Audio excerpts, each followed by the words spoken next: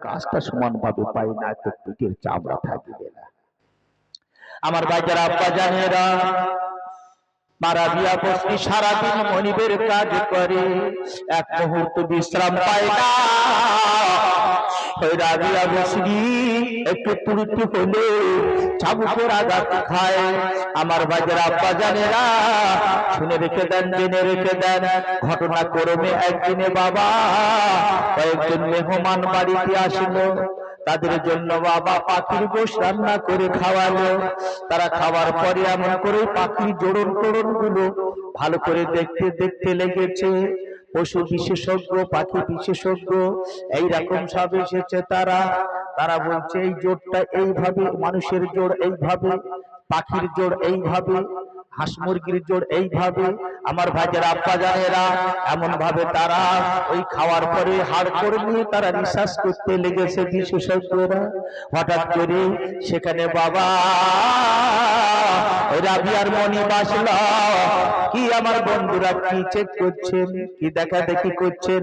বলে পাখির হাড়ের জোড়, মানুষের হাড়ের জোড়, এই কিরকম পার্থক্যটা আমরা দেখা দেখি করছি, যেহেতু আমরা বিশেষজ্ঞ মানুষ। বলে তাহলে মানুষের হাড় কিভাবে জোড় আছে এটা কি আপনাদের জানা? বলে না, জানা নাই, অনুধাবন করছি। বলে ডাইরেক্ট আপনাদের দেখাবো, আপনারা কেটে কুটে চেক করে নিতে পারেন। পাখির হাড়ের জোড় আর মানুষের হাড়ের জোড় একটু চেক করে নিতে পারেন। বলে এমনটা হলে তাহলে আমরা বড় খুশি হয়ে যেতাম, বন্ধু তোমার প্রতি বড় সন্তুষ্ট হয়ে যেতাম। তা মানুষ কোথায় পাবো জানতো মানুষ কাটাকুটি করে তার জোড়টা দেখবো। বলে আমি ব্যবস্থা করে দিচ্ছি, তোমরা যদি খুশি হও, আবার মেহমানেরা খুশি হও, আজকে দিনে আমি তা করে তোমাদের দেখাবো। ও ভাইজারা বাজারেরা বন্ধুরা বড় খুশি হলো। যথা সময়ে মনি বাড়ির ভিতরে গিয়ে রাবিয়াকে ডাকলো, ও রাবিয়া, ও রাবিয়া কোথায় আছো? বলে মনিব আমি কাজে আছি। বলে কাজ ছেড়ে দাও, আমার সঙ্গে দেখা করো। আর রাবিয়া কাজ ছেড়ে দিয়ে মনিবের সঙ্গে দেখা করলো। বলে চলো আমার সঙ্গে চলো। সাথে করে নিয়ে বন্ধুদের কাছে গেল। বন্ধুদের কাছে নিয়ে গিয়ে বলে তুমি এইখানে বসো। ধারালো একটা ছুরি আনলো, বন্ধুদের হাতে তুলে দিল। এই যে আমার বাড়ি রাবিয়া, একে কেটে কুটে বাবা এমন করে হাঁটুর জোড়ন, কিনের জোড়ন, পায়ের গোড়ালির জোড়ন কেমন ভাবে আছে পাখির সঙ্গে, বাবা পশুর সঙ্গে মিল খায় কিনা একটা বার তোমরা পরীক্ষা করে না। এই অবস্থার ভিতরে আমাদের জন্য এরকম যদি হয় কি অবস্থা হয় বলেন? খাওয়া দাওয়া আর থাকবে, ঘুম নিদ্রা থাকবে, আমরা ছুটে পালাবো না। কথা বলো, পালাবো না ছুটি? জীবন যায় যাবে, নগরে ভিক করে খাবো, এখানে এক মুহূর্ত আর দাঁড়াবো না।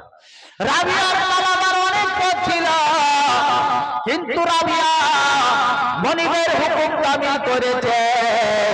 রাবিয়া পালালো না, আল্লাহর কাছে বলতে রয়েছে, আল্লাহ, ওগো আমার আল্লাহ, আমাকে ধৈর্য দাও, আমাকে ধৈর্য দাও।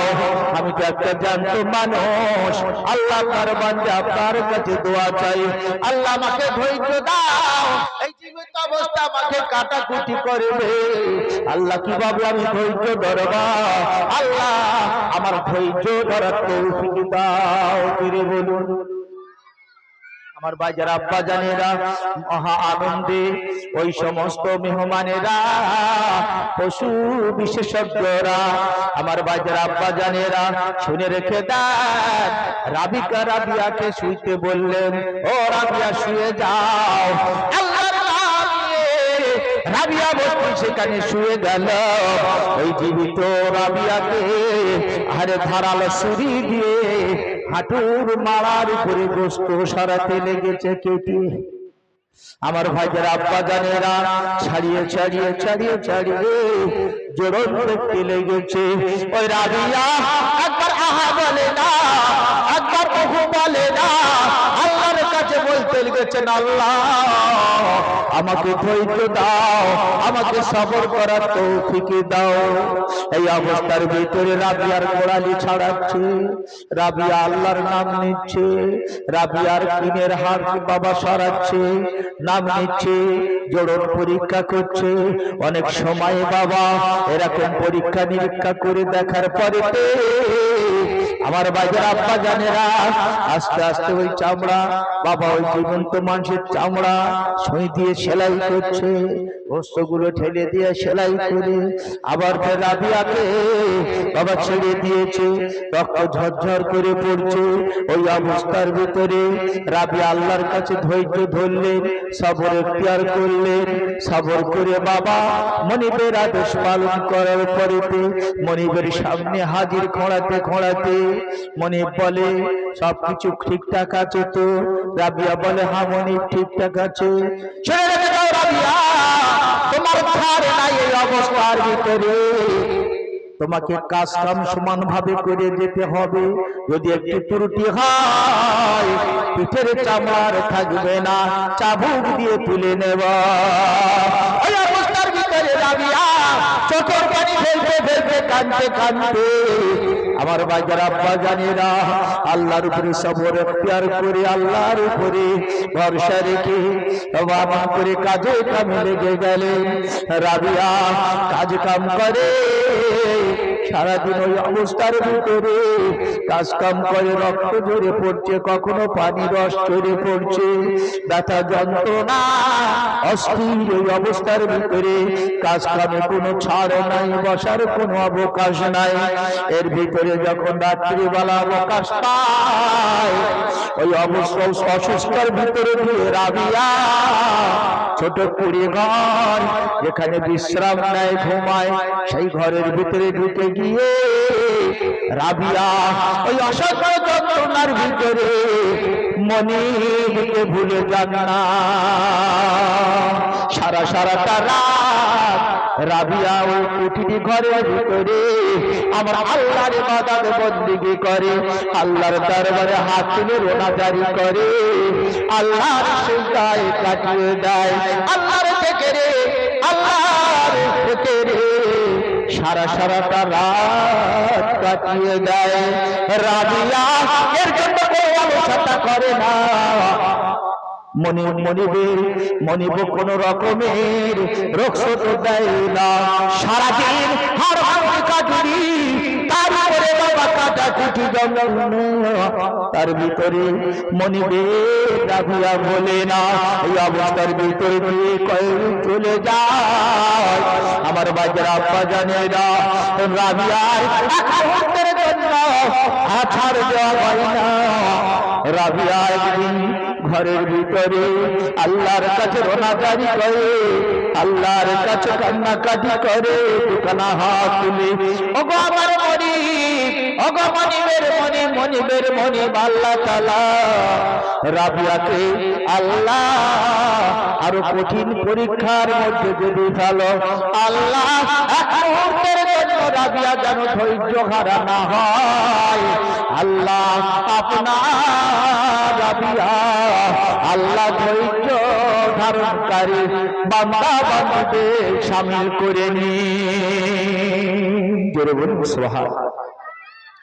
আমার বাবা আব্বা জানেরা আমার আল্লাহ তাআলা রাবিয়ার দোয়া কবুল করে নিলে রাবিয়ার প্রতি দোয়া প্রবাস হলো। আমার বাবা আব্বা জানেরা আমার আল্লাহ তাআলা আরশাদিন থেকে রাবিয়ার উপরে রহমত বর্ষণ করতে লাগলেন। জোরে বলুন সুবহানাল্লাহ। আমার বাজার আব্বা জানেরা মনিবের রাত্রে ঘুম ভেঙে গেল, মনিব বাবা বাইরে বেরিয়ে দেখে আকাশ থেকে একটা নূরের ফোকাস নেমেছে। এত সুন্দর ফোকাস, এত সুন্দর লাইট জীবনে কখনো দেখিনি, ভয় পেয়ে গেল। গুটি গুটি পায়ে গিয়ে দেখে ওই যে বাবা আসমান থেকে যে নূরের ফোকাস জমিনে নেমেছে, ওই ফোকাসটা অন্য কোনো জায়গায় নাই। গিয়ে দেখে রাবিয়া আল্লাহ দরবারে হাত তুলে কাঁদে, আর আমার আল্লাহ পাকের আরশ আজিম থেকে নূরের প্রকাশ রাবিয়ার হাতের উপরে পড়ে সারা ঘর নূরে ঝলকানি দিতে লেগেছে। এই অবস্থা দেখে ওই মনি ভয়তে বাবা নিজের কক্ষে চলে আসলো। সারা রাতটার ঘুম হলো না, টকটক করে কাঁপে। আমি কি করি কি করি, কি উপায় আমার? হায় হায়, আমার উপরে গজব নেমে আসে নাকি? এ কি অবস্থা দেখলাম আজ রাবিয়া। আমি কাকে জমের মতন খাটাই, কার উপরে কষ্ট দিই, কার উপরে তকলিফ দিই। এ তো সাধারণ মেয়ে নয়, কাকে আমি বাদী হিসাবে রেখেছি রে আল্লাহ। আল্লাহ আমাকে মাফ করুন, আল্লাহ আমাকে ক্ষমা করুন। আমি কি ভুল কাজ করলাম? আমি রাবিয়াকে কি অবস্থা না করেছি আমার বন্ধু বান্ধবদের লেগে। আল্লাহ গো, রাবিয়ার কত কষ্ট না হয়েছে, কত যন্ত্রণা হয়েছে। আল্লাহ আমার উপরে গজব দেবেন না। আল্লাহ আমি ভুল করেছি, অন্যায় করেছি। এই না করতে করতে সারা রাত কেটে গেল। সকালবেলা রাবিয়াকে ডাকলে রাবিয়া বলে, আজকে আমার কি পানিশমেন্ট আছে জানি না। আমাকে সকালবেলা ডেকেছে, আজকে যে কি পানিশমেন্ট আমাকে হবে, কি মার আমাকে হবে, আমার কি উপায়? আল্লাহর কাছে বলে, ও আমার আল্লাহ আমাকে ধৈর্য দেয়, আমাকে সবর দেয়। আল্লাহ এক মুহূর্তের যেন ধৈর্য থেকে আমি চুপ না হয়ে যাই, ধৈর্য হারা যেন না হয়ে যায়। আল্লাহ আমাকে ধৈর্য ধরার তৌফিক দিন। মনিবের কাছে যখন গেছে, মনিব ডেকে বলে, রাবিয়া ও রাবিয়া, ও রাবিয়া, শুনে রেখে দাও, জেনে রেখে দাও, আমার সংসারে আর কোনো কাজ কাম তোমাকে করা লাগবে না। বলে মনিব বলে কি? হ্যাঁ কি কথা বলে না রাবিয়া, শুনে রেখে দাও, আমি তোমার মনিব হিসাবে আমি না আজ থেকে তোমাকে মাফ করে দিলাম, আজাদ করে দিলাম। জোরে বলুন সুবহানাল্লাহ। কেন মনিব এমন কথা বলে? বলে রাবিয়া, আজ তোমার ঘরে আজ যে দৃশ্য দেখেছি, না জানি খোদা আমার উপরে গজব নাযিল করে কিনা। রাবিয়া তুমি আমাকে মাফ করে দাও, অনেক কষ্ট দিয়েছি, ব্যথা দিয়েছি, আঘাত দিয়েছি, তুমি আমাকে মাফ করে দাও। রাবিয়া ঝরঝর করে কাঁদে, আল্লাহ ওগো আমার আল্লাহ, আমার মা বাপের দোয়া প্রতিফলিত হচ্ছে এই কঠিন মনিবের দরবারে বাদী হিসাবে, যার দরবারে ক্ষমা পাওয়ার যোগ্য নয়। আল্লাহ ভালো কাজ করলেও মারে, খারাপ কাজ করলেও মারে। আমি কোনোদিন বাবা মনিবের অবাধ্য হয় নাই, তবে যে কতবার আমার উপরে চামড়ার চাবুকের আঘাত করেছে তার সীমা সংখ্যা নাই। আল্লাহ এই অবস্থার ভিতরে কি নিদর্শন আপনি দেখা দে, আমার মনি ভুলে গেল। আল্লাহ আমার মা বাপের দোয়া আল্লাহ আপনি কবুল করেছেন। জোরে বলুন সুবহানাল্লাহ। বাদী হিসাবে আমার আল্লাহ পাক বড় সম্মানে ভূষিত করলেন। মনিব বলে, রাবিয়া রে, আমার বাড়ি যদি থাকার হয় তুমি থাকো, আমার মেয়ে হিসাবে থাকতে হবে। জোরে বলুন, বাদী হিসাবে নয়, বাদী হিসাবে আমি মাফ করে দিলাম, আমি ক্ষমা করে দিলাম, আমি তোমাকে বাদী থেকে আজাদ করে দিলাম। আর যদি আমার বাড়িতে থাকার হয় তাহলে তুমি আমার বাড়ির মেয়ে হিসাবে থাকবে। রাবিয়া, আর আমি চাই না তোমার কষ্ট হোক, আর তোমার যা কষ্ট দিয়েছে আল্লাহ আমাকে ক্ষমা করবে কিনা জানি না। ও রাবিয়া, তবে তুমি আমার বাড়ি যদি থাকার হয় মেয়ে হিসাবে থাকো, কোনো কাজ কাম তোমাকে করা লাগবে না। আর যদি তা না হয় তোমাকে পূর্ণাঙ্গ আজাদ করে দিলাম, অন্যত্র তুমি চলে যেতে পারো। এই দুটোর ভিতরে তুমি যেটা গ্রহণ করবে আমি তোমার মানিকটা কবুল করে নেব। আমার ভাইয়েরা, আব্বা জানেরা, তবে একটা শর্ত, রাবিয়া, জীবনে তোমার সঙ্গে যা অপরাধ করেছি, জীবনে তোমার সঙ্গে যাওয়া অন্যায় করেছি, আল্লাহর রাস্তায় আমাকে মাফ করে দিতে হবে। আমার ভাইয়েরা, আব্বা জানেরা, রাবিয়া ঝরঝর করে কাঁদে মনিবের সামনে। মনিব আমার বলে কি, শেষ পর্যন্ত রাবিয়া মনিবের বাবা এমন করে বললেন, ও আমার মনিব, আমি তোমার জীবনে যত অপরাধ আমার সঙ্গে করেছো সব অপরাধ আমি মাফ করে দেব। তবে আপনার কাছে একটা আরজু, আমি যা ভুল করেছি ত্রুটি করেছি আপনার সংসারে বাদী হিসাবে গোলাম হিসাবে যা অপরাধ করেছি আল্লাহর রাস্তায় আমাকে মাফ করে দেবেন কি বলেন? মনিব বলে রাবিয়া তুমি কোনো অপরাধ করোনি, ভুল করোনি, তুমি একটা সতী সাধবী মেয়ে। ও রাবিয়া তুমি একটা মাননেওয়ালা মেয়েতে কোনো সন্দেহ নাই, নচে তোমাকে যা অত্যাচার করেছি আরে এমন করে তুমি কবে পালিয়ে যেতে রাবিয়া? ও রাবিয়া তুমি আমার হুকুমের কোনো খেলাপ করো নাই, আজ আমি বললাম আরে এমন করে রাবিয়া যদিও তুমি বলেছো আমি তোমাকে মাফ করে দিলাম, তুমি আমাকে মাফ করে দাও। সঙ্গে সঙ্গে রাবিয়া বললেন আমি আল্লাহর রাস্তায় মনিব তোমাকে মাফ করে দিলাম। ও রাবিয়া তবে আজ থেকে তুমি আমার বাড়িতে যদি থাকার হয় আমার কন্যা হিসাবে তুমি থাকো, কন্যার যা আদর যত্ন সব তুমি পাবে। আর তা যদি তুমি মনে করো অন্যত্র চলে যাবে সেটাও তুমি যেতে পারো, আমি তোমাকে পূর্ণাঙ্গ আজাদ করে দিলাম। ওই সময় রাবিয়া মাথা হাত করে চিন্তা করে আল্লাহ না না না আল্লাহ আপনাকে পেতে গেলে এ বাড়িতে থেকে হবে না, আল্লাহ তুমি আমার জন্য কবুল করো, আমি জঙ্গলে চলে যাব, ছোট্ট একটা পাতা ফল দিয়ে লতা দিয়ে ঘর বানাবো, সেখানে বসে বসে বসে বসে আল্লাহ আপনার ইবাদত বندگی কাটাবো। শেষ পর্যন্ত রাবিয়া বললেন মনিব আমাকে আজাদ করে দিলে আমি অন্যত্র যেতে চাই, আপনি তাতে রাজি আছেন? এক কথায় মনিব বললেন রাবিয়া তুমি তাড়াতাড়ি করে চলে যাও, তবে আমাকে মাফ করে দিয়ে যেও, আমি যেন আল্লাহর গজবে না পড়ে যাই, আমি আল্লাহর গজবে যেন না পড়ে যাই। রাবিয়া বসরি মনিবের ক্ষমা করে দিয়ে আহারে গুটি গুটি পায় আল্লাহর নাম স্মরণ করে আহারে এমন করে রাবিয়া গুটি গুটি পায় জঙ্গলের দিকে চলে গেলেন। জঙ্গলের দিকে গিয়ে লতা পাতা কর দিয়ে ছোট একটা কুঠরি বাঁধলেন, সেখানে বসে বসে বসে বসে আল্লাহর ইবাদত বندگی করে তার ঘোষণা করে। আমার বাজার আব্বা জানেরা রাবিয়া বসরি তদানীন কালে পৃথিবীর সেরা একজন মহিলা, আল্লাহর আবিদা জাহিদা সালেহা, আল্লাহর ওলিয়া মহিলায় পরিণত হয়ে গেল। জোরে বলবেন না? তাই প্রথমে দোয়া ছিল মা বাপের, জোরে বলুন, প্রথম দোয়া ছিল মা বাপের। মা বাপ কেমন যোগ্য ছিল জোরে বলা যাবে না? যে তাদের দোয়াটা আমার আল্লাহ পাক ফেরাই নাই। ও ভাইরা বাজানেরা ওই মা রাবিয়া বসরি আমার বাজার আব্বা জানেরা মনে বড় ইচ্ছা জাগলো আল্লাহ জীবনে এত ঘাত প্রতিঘাতের পরে আল্লাহ গো বাদি জিন্দেগি কাটিয়ে আল্লাহ এখন স্বাধীনভাবে আপনার ইবাদত বندگی করছি। আল্লাহ আল্লাহ আপনার দরবারে লাখ লাখ শুকরিয়া। আল্লাহ আমি গরিব বলে কি হজে যেতে পারবো না, আল্লাহ আমার জন্য জীবনে একবার হজ নসিব করে। আল্লাহ আমার কি একটু হজে যাওয়া হবে না?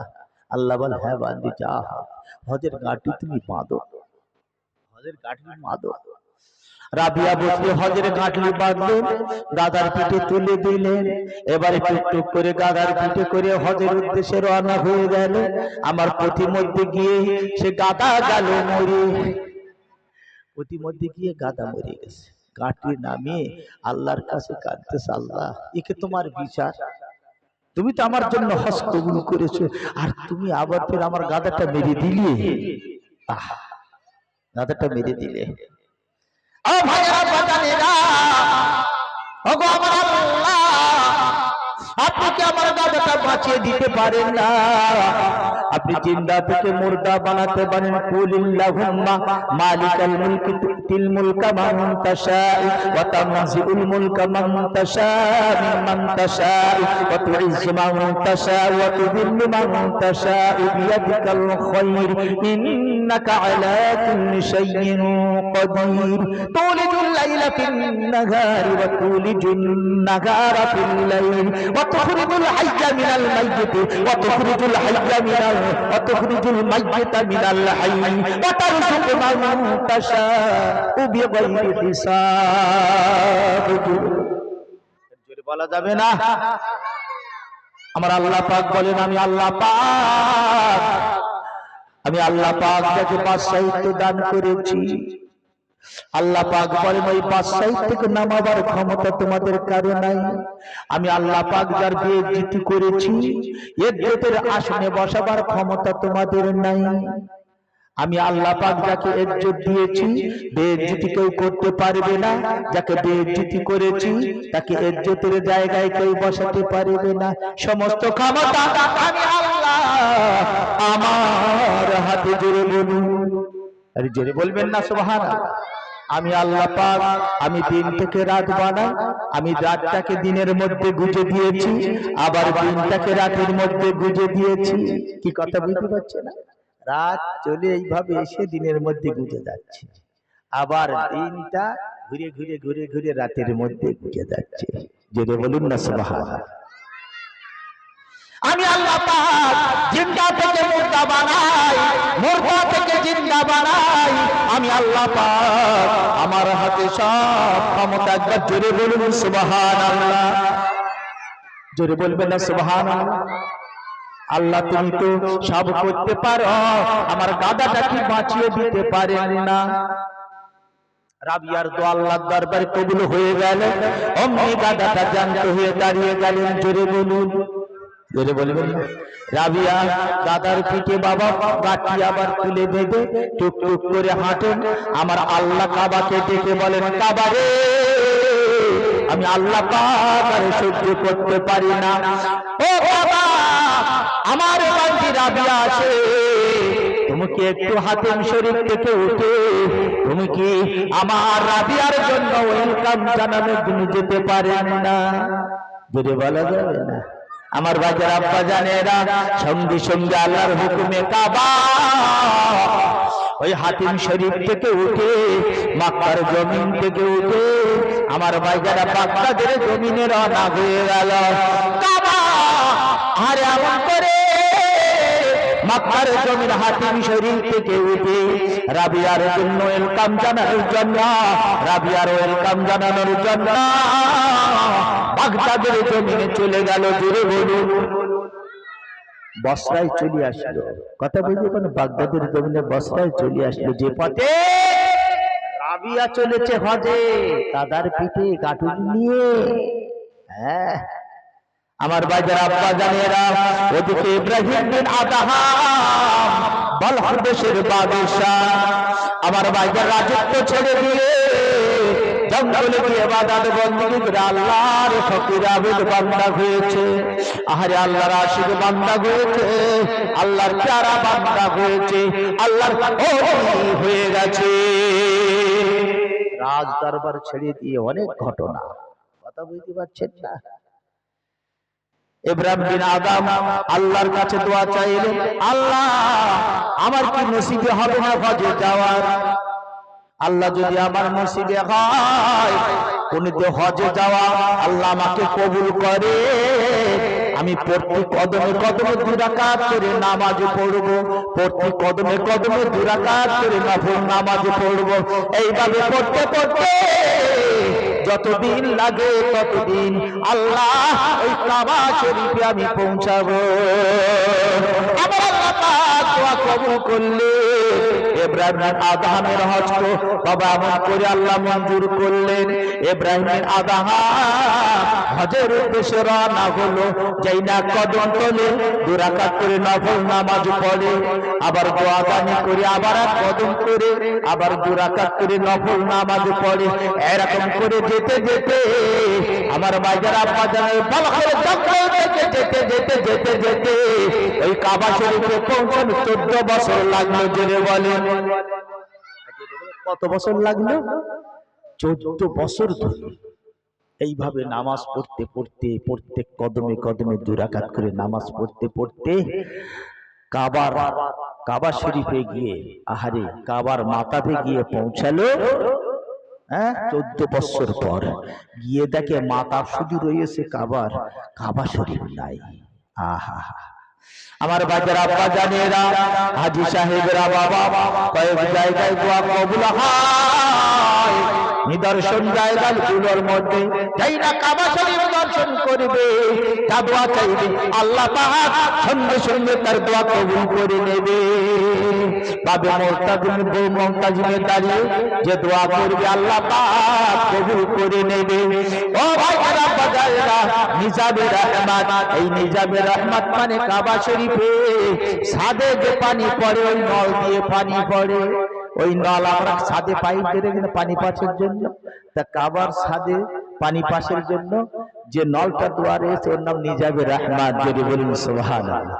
এই নিজাবে রহমত, এই নিজাবে রহমতে আহারে আমাদের ওখানে দাঁড়িয়ে কোন হাজী সাহেব যে দোয়া চাইবে আল্লাহ পাক কবুল করে নেবেন। জোরে বলুন মাকাম ইব্রাহিম, মাকাম ইব্রাহিমের পিছনে বান্দা যে দোয়া চাইবে, হাজী সাহেবরা দোয়া চাইবে, আমার আল্লাহ পাক এমন করে হাজী বান্দাদের দোয়া কবুল করে নেবেন। জোরে বলুন সুবহানাল্লাহ। কথা বলতে পারছেন না? এখন গিয়ে দেখে কাবা নাই, মাথা পাশে কাবা নাই। কথা বলবেন কাবা নাই, হাতিম শরীফ রয়েছে, কাবার যে অংশ সেটা রয়েছে, কিন্তু কাবা শরীফ ইব্রাহিম বিন আদহাম আল্লাহর সিজদায় পড়ে গেল, কাঁদতে লেগেছে, আল্লাহ আল্লাহ আমার চোখটা একটু ভালো করে দেন, আমি দেখতে পাচ্ছি না কাবা শরীফ। আল্লাহ আমি কি অপরাধ করলাম, আল্লাহ আমি কি অন্যায় করলাম, আল্লাহ আমি কাবা শরীফ কেন দেখতে পাই না? আমি যা নিয়ত করেছিলাম সব পূরণ করে করে কাবা শরীফে আসলাম, আল্লাহ আমি গিয়ে কাবা শরীফ থেকে দান ঠান্ডা করে নেব, আল্লাহ আমি কাবা দেখতে পাই না, আল্লাহ আমার অপরাধ মাফ করে দিন, আল্লাহ আমাকে ক্ষমা করে দিন, আল্লাহ কাবা শরীফটা আমার চোখের সামনে এনে দিন। আল্লাহ বলে ইব্রাহিম, এলাহাম হচ্ছে ইব্রাহিম বিন আদহাম, তুমি চিন্তা করো না, কাবা শরীফ আছে, তোমার চোখের কোন রকমের ডিস্টার্ব হয়নি, ভালো আছে, কোন রকমের অসুবিধে নেই, তুমি কাবা শরীফ দেখতে পাও না কথা বলছো, কাবা শরীফ তো ওখানে নাই। আল্লাহ তবে কাবা শরীফ কোথায়? আল্লাহ আমি তো মাথাতে দাঁড়িয়ে আছি, আল্লাহ মক্কার জমিনে, আল্লাহ কাবা শরীফের মাথাতে দাঁড়িয়ে আছে, আল্লাহ আমি কাবা শরীফ কেন দেখতে পাই না, কাবা শরীফ কোথায় আল্লাহ? ওই সময় আমার আল্লাহ ডেকে বলেন, ও আমার বান্দা ইব্রাহিম বিন আদহাম, শুনে রেখে দাও, জেনে রেখে দাও, আমার একটা বান্দি হজ পাকে আসছে, গাদার পিঠে চেপে গাঠুরি নিয়ে আসছে, আরে এমন করে আমার বান্দিকে আমি বড় ভালোবাসি, আমার বান্দিকে বড় পিয়ার করি, আমি থাকতে পারি না আল্লাহ, তাই এমন করে কাবা শরীফকে আমি আল্লাহ পাক জানানোর জন্য আমি পাঠিয়ে দিয়েছি। কাবা শরীফ সেখানে পৌঁছে গেছে, আমার বান্দিকে সঙ্গে করে ওয়েলকাম জানিয়ে এখনই খুব তাড়াতাড়ি মক্কার জমিনে মাথা বেশি হাজির হয়ে যাবে। জোরে বলুন, এই জোরে বলবেন না সুবহানাল্লাহ। নারে তাকবীর, নারে তাকবীর, নারে তাকবীর। আমার ভাইজান আব্বা জানেরা শুনে রেখে দেন, জেনে রেখে দেন, অপেক্ষা করতে লেগেছে, অপেক্ষা করতে লেগেছেন আল্লাহ, আল্লাহ আল্লাহ আল্লাহ আপনার কি ইবাদত বندگی করেছে আপনার বান্দি আল্লাহ, যে কাবা শরীফ ওয়েলকাম জানানোর জন্য চলে গেল। আমার ভাইজান আব্বা জানেরা ইব্রাহিম বিন আদহাম চুরমান হয়ে গেলেন, মনে মনে করেছিলেন আমার মতো এত ইবাদত বندگی করে কাবা শরীফে আর কেউ আসেনি, আমি সবচেয়ে উৎকৃষ্ট ইবাদত করে এসেছি। এবারে ভাবতে লেগেছে, নিজে নিজে চুরমার হয়ে গেল, আরে এমন করে, আরে আমি কি ইবাদত করেছি, কি এত বছর জঙ্গলে কি ইবাদত করলাম, যে একজন বান্দি আল্লাহ পাক এত মর্যাদা দিয়েছেন যে এমন করে কাবা শরীফ উঠে গিয়ে ওয়েলকাম জানিয়ে তাকে আনছে।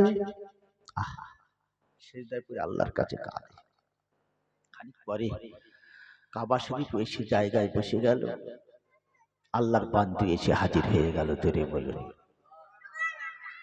আরে জোরে বলবেন না সুবহানাল্লাহ।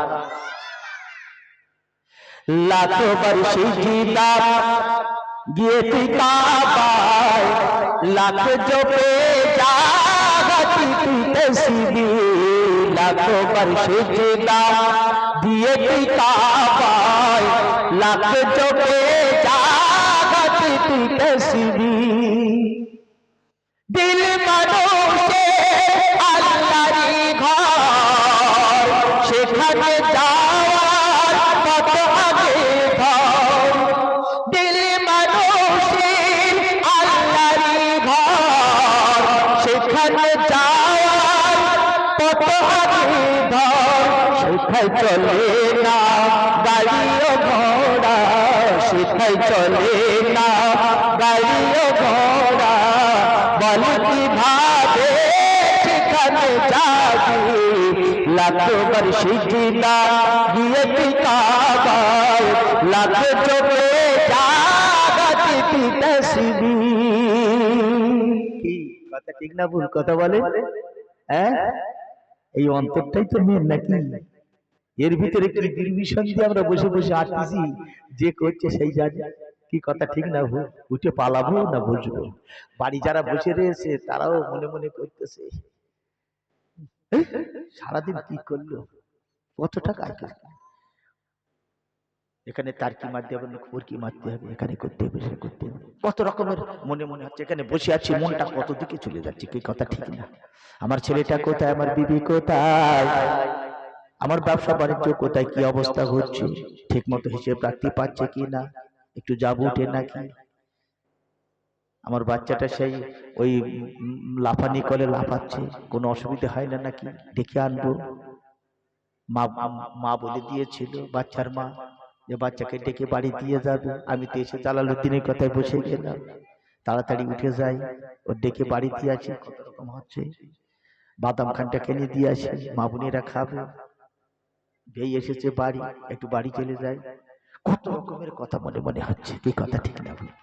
আমার ভাইজারা বাজানেরা শুনে রেখে দেন, জেনে রেখে দেন, এই মনটা এমন একটা জিনিস, এই মন চাঙ্গা হোগা সব চাঙ্গা হোগা।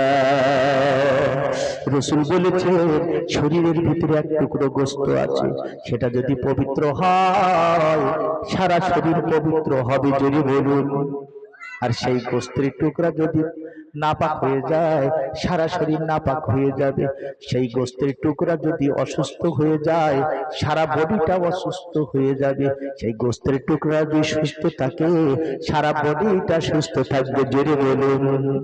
সেই জিনিসটার নাম হচ্ছে ওয়াহিয়াল কলব, সেই জিনিসটার নাম হচ্ছে অন্তর, কলব, দিল।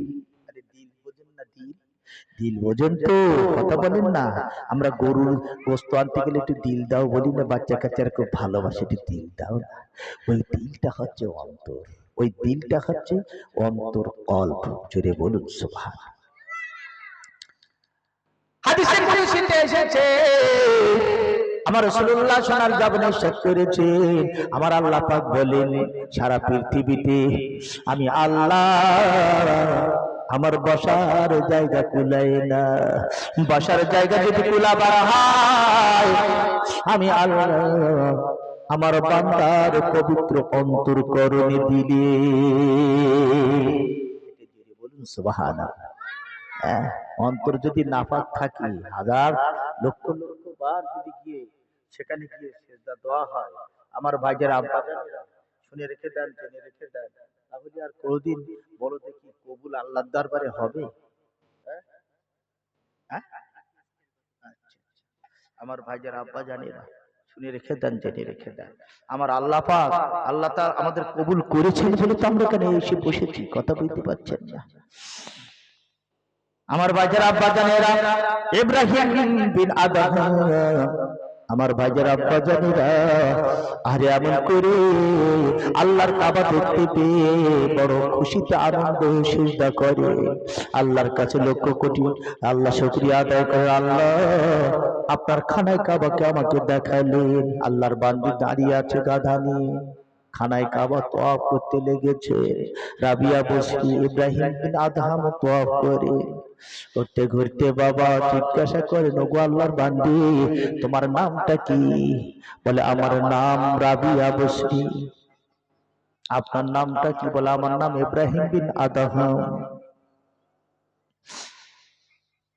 ইব্রাহিম বিন আদহাম জিজ্ঞাসা করে, ওগো আল্লাহর বান্দি, কি এমন আমল করেছো যে আমলের কারণে আজ কাবা শরীফ তোমাকে ওয়েলকাম জানানোর জন্য, ইস্তেকবাল জানানোর জন্য এই কাবা শরীফের মাথা থেকে উঠে গিয়ে তোমাকে আনতে চলে গেল? আমি এসে কাবা দেখতে পাইনি। বলো, ইব্রাহিম বিন আদহাম, তুমি কি এমন আমল করেছো বলো, যে যার কারণে আজ তুমি কাবা শরীফ এসে মাথাতে দেখতে পাওনি, সেটা বলো। আমার বাজার আব্বা জানেরা বলে, না তুমি আগে বলো। বলে, শুনে রেখে তো আমার প্রশ্নের আগে তোমার প্রশ্নের উত্তরটা আমি দিই। তোমার মনের যে খবর, যার কারণে তুমি এসে কাবা দেখতে পেলে না, সেটা তোমাকে জানাই। তুমি আল্লাহর কাছে বলেছো প্রত্যেক কদমে কদমে 2 রাকাত করে নামাজ পড়বো, তারপর আমি কাবা শরীফে যাব, যত বছর লাগে লাগুক। 14 বছর ধরে তুমি ওই নামাজ পড়তে পড়তে এসেছো, আর মনে মনে বলেছো যে আমার মতন এত ইবাদত গুজারি করে কেউ আর কাবা শরীফে আসতে পারবে না। যার কারণে আমার আল্লাহ পাক, আল্লাহ তাআলা প্রথম নবীর কাবা তোমার দর্শন করাই নাই। আর আমি আল্লাহর বান্দা, আমার কিছু নাই, আমার ঝোলাঝুলি ছাড়া আর গাদা ছাড়া। আরে এমন করে আমি খালেস মনে, খালেস অন্তরে আজকে দিনেতে আমি কাবার উদ্দেশ্যে, কাবার মেহমান হওয়ার উদ্দেশ্যে আমি রওনা হলাম। আমি খালেস অন্তরে নিখুঁত ভাবে এসেছি। তাই তো কাবা শরীফকে আমার আল্লাহ পাক তুলে আমি রাবিয়া আমার ইস্তেকবালের জন্য, ওয়েলকামের জন্য পাঠালেন। এটা আল্লাহর দরবারে লাখ লাখ শুকরিয়া। জোরে বলুন। ইব্রাহিম বিন আদহাম নিজের ভুল বুঝতে পেরে আমার বাজার আব্বা জানেরা সঙ্গে সঙ্গে সিজদায় পড়ে আল্লাহর কাছে কাঁদি, আল্লাহ আমাকে মাফ করে দিন, আল্লাহ আমাকে ক্ষমা করে দিন। দরুদ শরীফ আল্লাহুম্মা সাল্লি আলা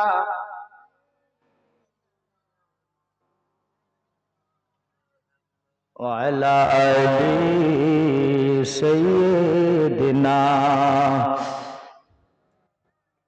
আহা, জলদি ধরো, জলদি ধরো নবীর দামান, জলদি ধরো, জলদি ধরো, জলদি ধরো নবীর দামান, জলদি ধরো। সত্যি করে বলো না নবীর আশিক হবে না, সত্যি করে বলো না নবীর আশিক হবে না। হও গো সবে রাসূল দিওয়ানা, সত্যি করে বলো না নবীর আশিক হবে না, সত্যি করে বলো না নবীর আশিক হবে না। হও গো সবে রাসূল দিওয়ানা।